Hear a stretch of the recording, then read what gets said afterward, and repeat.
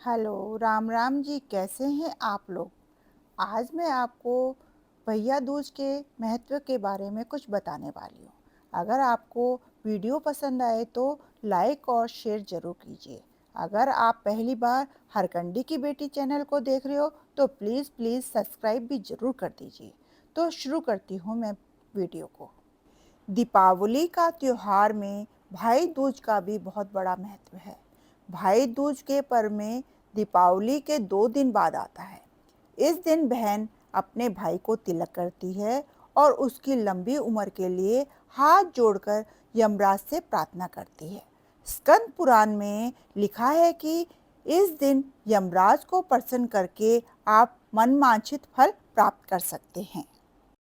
अब मैं आपको पूजन सामग्री में पूजा की थाली में क्या-क्या लेना है वो बताती हूँ। सबसे पहले हम एक पूजा की थाली लेते हैं। पूजा की थाली में हम एक लोटा जल भर के लेते हैं और एक दीपक लेते हैं जो घी से भरा हुआ हो।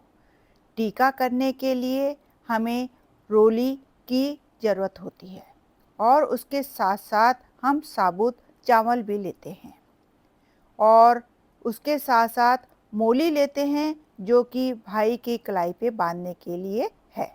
इसके साथ हम फूल भी लेते हैं। अगर आपके पास फूल नहीं है तो आप इस जगह सुपारी भी ले सकते हैं। जो भाई को मिठाई पसंद है वो आप ले सकते हैं। इसके साथ ही हम एक सूखा नारियल यानी गोला लेते हैं और बहुत ज़रूरी है ये गोला और एक माचिस लेते हैं। माचिस के साथ-साथ हम चावल के पानी की एक कटोरी भी लेते हैं। ये सारी सामग्री पूजा के लिए अब पूजा की थाली तैयार हो गई है। इस बार भैया दूज 2024 में डेट और टाइम शुभ मुहूर्त इस प्रकार है। इस साल भाई दूज का पर्व शनिवार 2 नवंबर 2024 की रात 8:20 से शुरू होगा और रविवार 3 नवंबर 2024 की शाम 7:52 पर समाप्त होगा। अब मैं आपको भाई दूज की पूजा की पूरी विधि बताती हूँ।